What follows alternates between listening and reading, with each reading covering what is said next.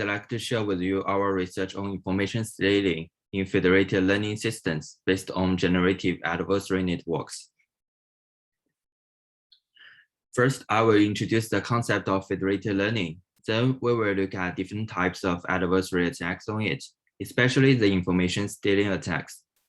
Next, I will present the methodology for attacking federated learning systems under the assumption of data heterogeneity and correlated evaluation approaches. Finally, we will conclude the presentation with the challenges and open issues.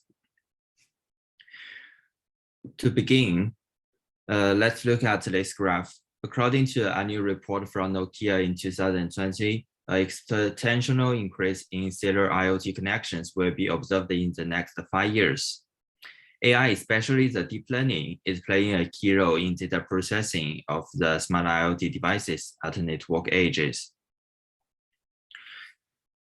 As a result, the trend is we are moving from the high performance computing, namely the HPC, to the resource constrained devices. In view of this background, there are many two topologies for deep learning to process the distributed data. That is centralized deep learning, server-oriented, and the decentralized deep learning, which is serverless. For the centralized framework based on the training data sharing, collecting and transmitting such enormous data into centralized storage facilities is usually time-consuming, inefficient, and with privacy concerns. Limitations in the network bandwidth and so on could bring in high latency. In contrast, decentralized framework like federated learning is based on model sharing, which can greatly reduce latency by leveraging the compute resources in a network closer to the end user. Besides, the sensitive data of a client is processed directly on its own devices.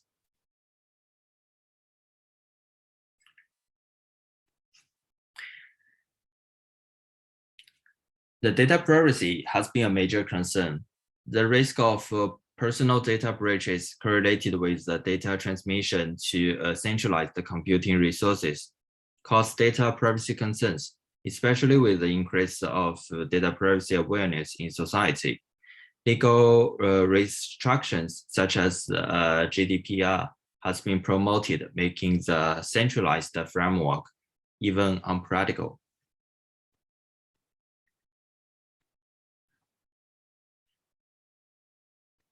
To this end, we want to talk about the rising of distributed deep learning.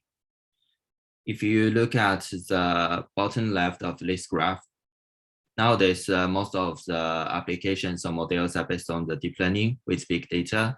So we are moving to a direction where the different kinds of clients will collaborate with each other, which we call them federated learning or distributed deep learning.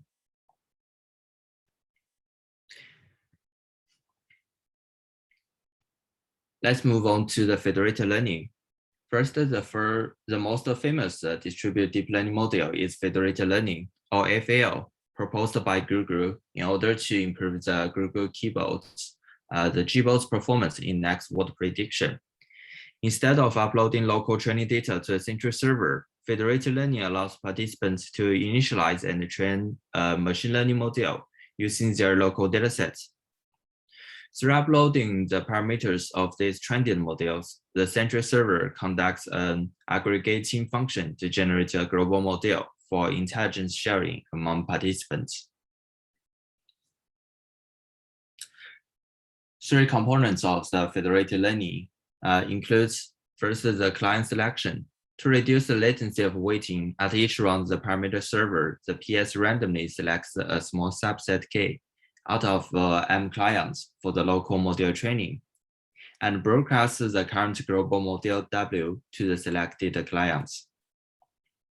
Next, for the model training, starting from W, each client I updates its local model WI by training on its own data and transmitted the local model update back to the parameter server. Finally, for the model aggregation, the next round's global model will take the value of all local model update aggregation results based on the aggregation functions, such as the weighted averaging.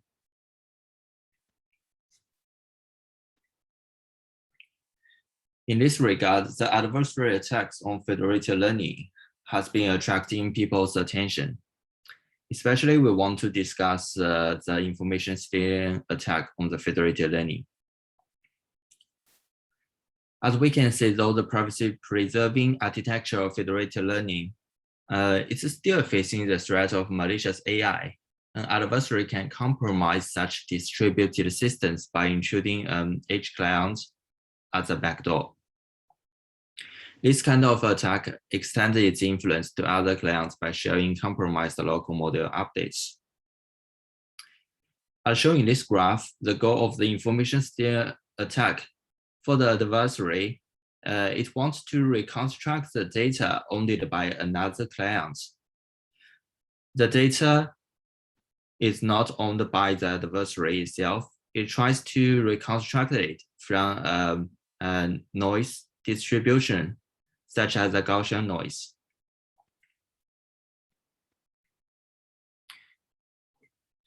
The generative adversary networks, GANs, involve both the generator network and the discriminator network. The generator will generate the emitted fake images and the data distributions from Gaussian noise. Then the discriminator will try to distinguish the generator-generated adversary samples from the real data. Each party learns to improve its performance as much as possible by minimizing the prediction loss. The loss of the generator is computed from the prediction results of the generated sample and the real data. On the other hand, the loss of the discriminator is computed from the prediction results and the ground truth.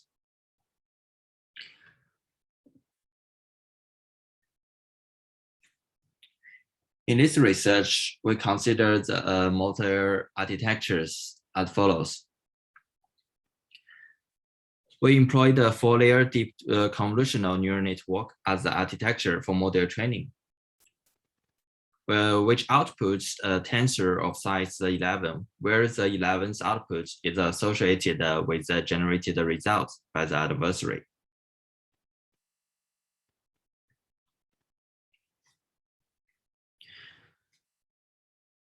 Moreover, for the experiment settings, we considered the setting when training with a non-IID data.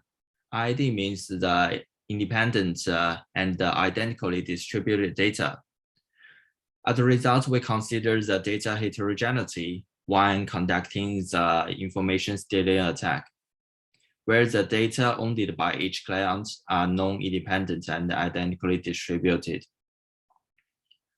We conducted experiments on a 2-client scenario where only the victim and the adversary exist, and an 11-client scenario where there are 10 belong clients and the adversary, the 2 scenarios respectively. Given an n-client scenario, each client owns the m non-IID data sample from a single data classes, and the data classes of these clients are different from each other. Under these settings, we consider it a training model training under the non-IID assumption. Okay, so there are 2 phases of the attack. First, we call it system initialization. The adversary will mount the target-oriented adversary attacks on the federated learning upon the systems reaching a validation accuracy greater than 0.9. For example, in this system, we have several local models. They start their local model training and share the model to the cloud. The cloud will conduct the model aggregation to generate a better global model. And once the validation accuracy of the global model reaches the 0.9, the attack of the adversary will start. Okay, now the system stabilized. The attacker will launch the attack. For the attacker, there are 4 steps for conducting the attack. First, the adversary will replace the discriminators model with the latest global model, which is global model 2. Then the generator generates adversary samples of the victim's data class and updates its model based on the inference result of the discriminator. Next, the adversary trains its updated local model on adversary samples from the generator with the target label large N. Finally, the malicious model update is uploaded and will be further aggregated in the next round global model. In this research, we applied the hyperparameters as shown here. We use a larger learning rate for the Clown local model. And in contrast, for the GANs, we applied a small learning rate with much larger epochs. We found that under these settings, the reconstruction results shows better images. One point I want to mention is the adversary does not possess any data from the dataset. Instead, it only trains on the adversary samples from the generator with the target victim's data class as labels.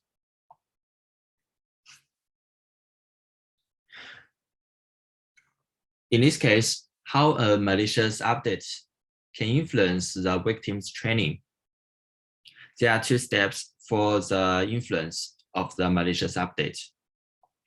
First, the malicious model parameters is aggregated to the global model, as we just discussed. Then it will be downloaded by the victim.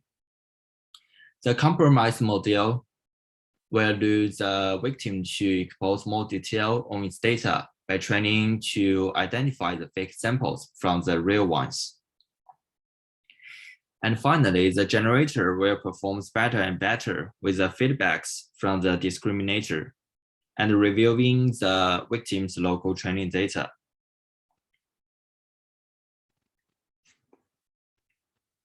We evaluate our approaches based on different metrics. First, we evaluated the attacking performance in reconstructing the victim's data based on the Euclidean distance. We measured the average Euclidean distance between the generated adversary samples and the target data of the victim at each round of the attacking. As shown in this graph, the distance score kept decreasing, and after 49 rounds of the adversary training, it reaches the minimum score. Another result shows the data reconstruction from the shared model. The first graph shows the results at different rounds for the 3 datasets, MNIST, Fashion MNIST, and Cipher-10. And the graph on the right-hand side shows the final reconstruction result. Another evaluation result shows the main task performance before and after mounting the attack. To evaluate the system performance, we employ the range of metrics covering the accuracy, precision, recall, and F1 score. As shown in the graph, after initializing the attack, the validation accuracy kept stable during the process, while on the other hand, the precision, recall, and F1 score showed a slight decrease due to the malicious parameters trained on the adversary samples. To conclude, we successfully mounted the information stealing on federated learning under the non-IID assumption based on datasets of MNIST, Fashion MNIST, and Cipher-10. Evaluated the system's main task performance before and after mounting the attack against the range of metrics and the attacking performance leveraging the Euclidean distance. In future, practical defense strategies against the information stealing attack on federated learning are considered, such as the robust aggregation and malicious update detection. That will bring us to the end of my presentation. I would like to thank you for your attention.